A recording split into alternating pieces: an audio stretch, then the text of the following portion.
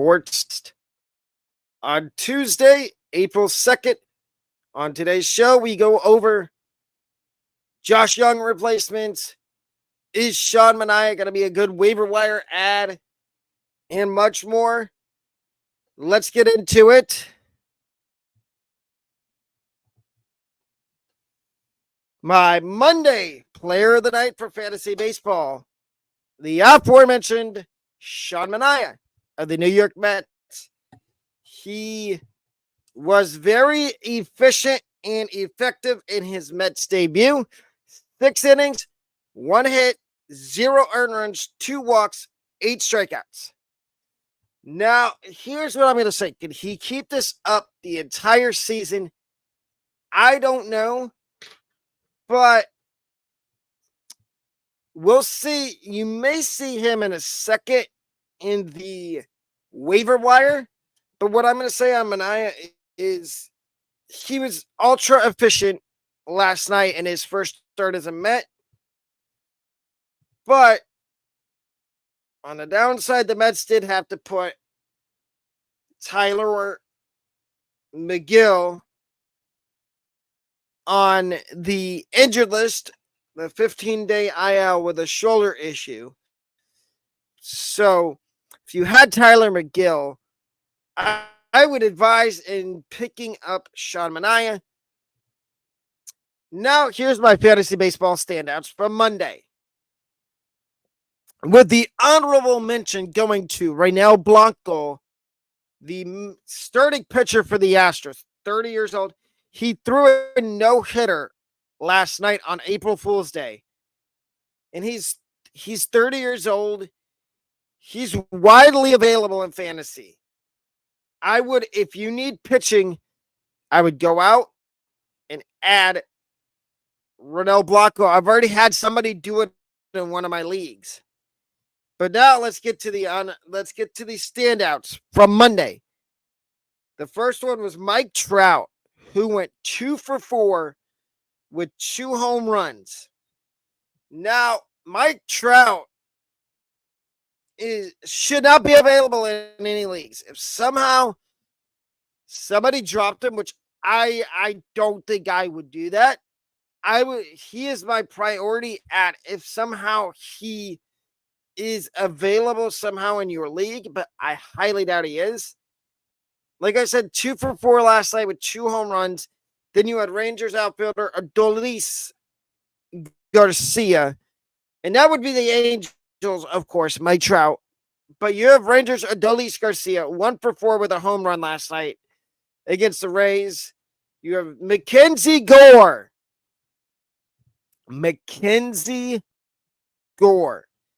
5 1/3, 2 walks, 5 hits given up, 6 strikeouts.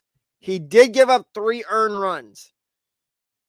But if Gore can stay between 2 or 3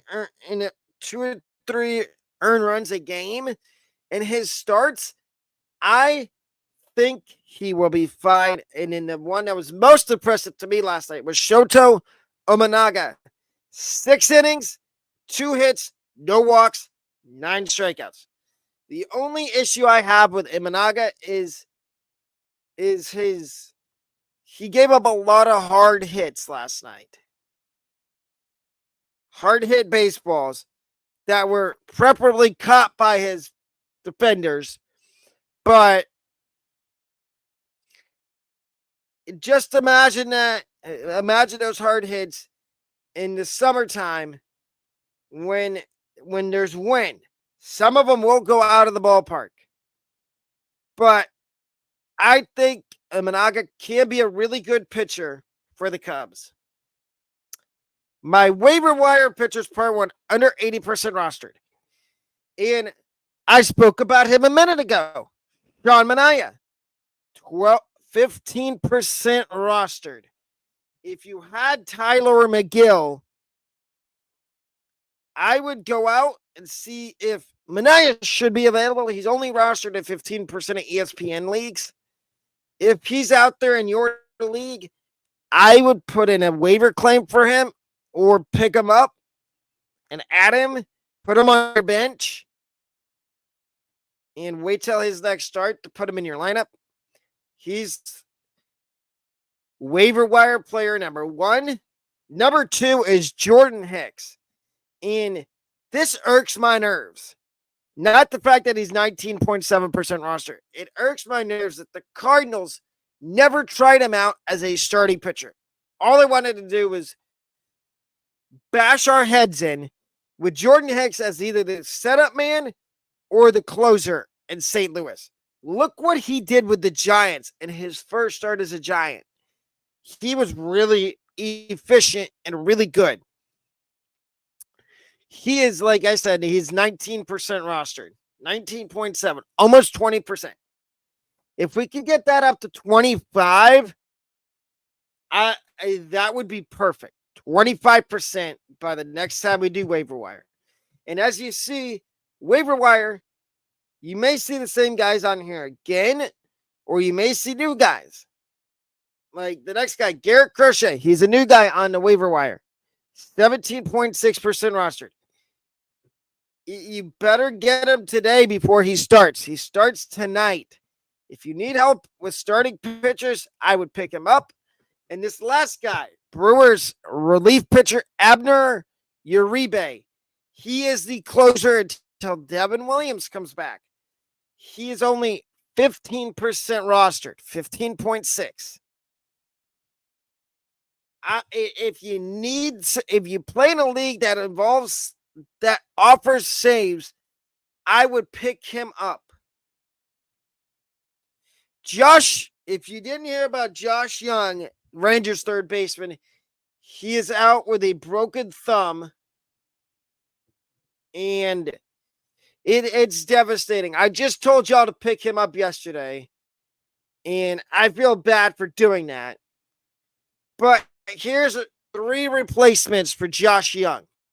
Number 1 is Eugenio Suarez, or as I call him, Gino, from the Diamondbacks, 21.2% rostered. He's been off to a nice little start for the Diamondbacks, and I think if you have Josh Jung and you need third base, I think Suarez is a nice little pickup, plug-and-play option until we find out how long Josh Jung is going to be out for. The next one is a guy that I called a breakout season for this year, and I have him really high in my rankings. That would be Mets third baseman Brett Beatty, only 2.4% rostered. Now with Beatty, you're gonna get everything from he's gonna get hits, he's gonna strike out. The only thing that worries me is he doesn't steal a lot of bases. I'd feel a lot more confident in him if he could steal like 5 to 10 bases. And the third guy is J.D. Davis of the Oakland Athletics, 3.1% rostered. If you need third base help, any of those guys would be perfect. Now, here's a new segment on the show that's going to be in the show every week going forward. The Patience Meter. Brought to you by the SportsTalk podcast. 3 guys that I have an obscene level of patience at. Number 1, and I got asked a question about this young man in the comments yesterday after the show was over. Zach Geloff. Would you drop Zach Geloff or would you hold and wait? And my response was, I would hold. My patience meter with Zach Geloff is a 6 out of 10 right now. Now, if he continues to struggle, PSA, if Zach Geloff continues to struggle over the next 2 weeks, then I would recommend dropping him. But if he turns it around, because I believe I have high expectations for Zach Geloff this year. He was my breakout for the Oakland A's. And I still have, like I said, 6 out of 10 in the patience meter for him. So my patience is still relatively high for Zach Geloff. Number 2, Victor Scott II. for the St. Louis Cardinals outfielder. Patient meter level is a 7 out of 10. He's a rookie. He's still trying to get used to the MLB. Now,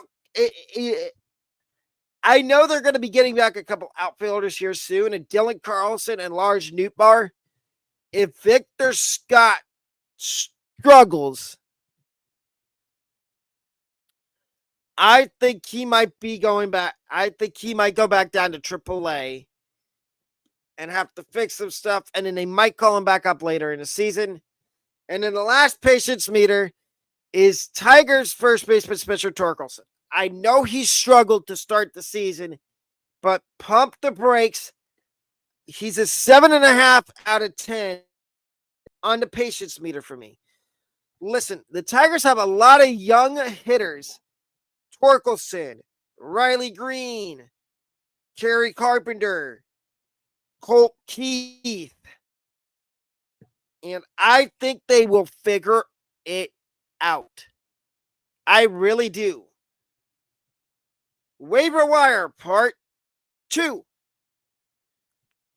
Hitters under 80% rostered. And I have 3 infielders in here and 1 outfielder. The first one is this is another question I got asked the other day when my subscriber when one of the people in the comment section asked me, should they drop Zach Geloff? They gave me the option of Jose Caballero or Ryan Mountcastle. And both those guys are here on the waiver wire. But I'm going to start with Mountcastle. Mountcastle started off the season relatively hot. And I think if you're in a situation where you have Geloff and you don't feel confident enough that he's going to turn it around and end up hitting where I had him hitting 270, 280, then I would say yes, you could drop him and add Ryan Mountcastle, who's only 12.3% rostered. Number 2 is another guy that I got asked about yesterday, Jose Caballero from the Rays. 2.8% rostered. Now, I understand what you're going to say. It's a wait-and-see process. That's what I'm telling everybody. Wait and see what happens with Geloff. But if Geloff continues to struggle, I think Jose Caballero would be a nice waiver wire add for anybody that has any hesitation with Carlos Correa. Carlos Correa, Mason Wynn, who started off the season really hot. Ezekiel Tovar. Any of those 3 guys. If you have any of those 3 guys and you don't feel confident they can keep their heart start up, or Geloff's case, 2 out of the 3, in Geloff's case, if he can't turn the switch and start hitting, then I would go out and pick up Caballero. The next guy is another Ray with the same first name, Jose Siri. And he is only 4% rostered. He's an outfielder. If you play 5 outfielder leagues, I would go and pick up Jose Siri. For one reason or another, the first reason I would pick him up is because he's going to get you stolen bases. And the second reason is he'll get you some hits. And the fourth and final guy that I would pick up off the waiver wire here is Giants third baseman Matt Chapman. He's the highest rostered guy on here at 46.1%. If you need third base help, I would pick up and roster Matt Chapman. He has started off the season hot, and he is my last waiver wire guy. Now, if you've enjoyed this video, let's leave a thumbs up on it. And also, we offer memberships and merch here at the Sports Talk podcast. And I'm going to keep reiterating this. September 5th through the 9th, the Sports Talk podcast will be in Morgantown, West Virginia. If you live in the state of West Virginia and around Morgantown, come on out. That's going to be the first meetup for the Sports Talk podcast. You get a meet and greet with me for free. No charge. You don't have to pay for it. And you can ask me any questions. And also, we offer, I think I said merchant memberships.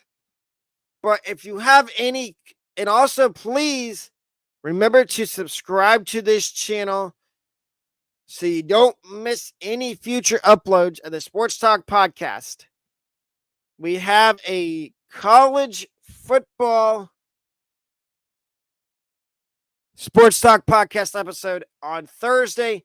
It is my predictions, way too early predictions, bold predictions, way too early bold predictions for the Mid-American Conference. Because it is April. So we are inching close. We only have May, June, July, August, September. We have 5 months till the first week of the college football season. And when it gets closer, I will be putting out the way you can join the paid MVP section for the college football season. Free MVP section is free. But, ladies and gentlemen, that wraps up. If you have any questions, leave them down below in the comments, and I will answer them. Let's get this video to between 5 to 10 likes. Again, if you have any questions about fantasy baseball, what I'm doing on my trip in West Virginia, if you want, and also, you know what else to do? Leave your video ideas down in the comments section down below, and I will respond to those too. Give me some video ideas to do leading up to college football season. And if you would like a video on how I got into YouTube in the first place, leave your thoughts about that down in the comment section down below as well. But this is the show today. The Sports Talk podcast signing off. I will see y'all on Thursday afternoon.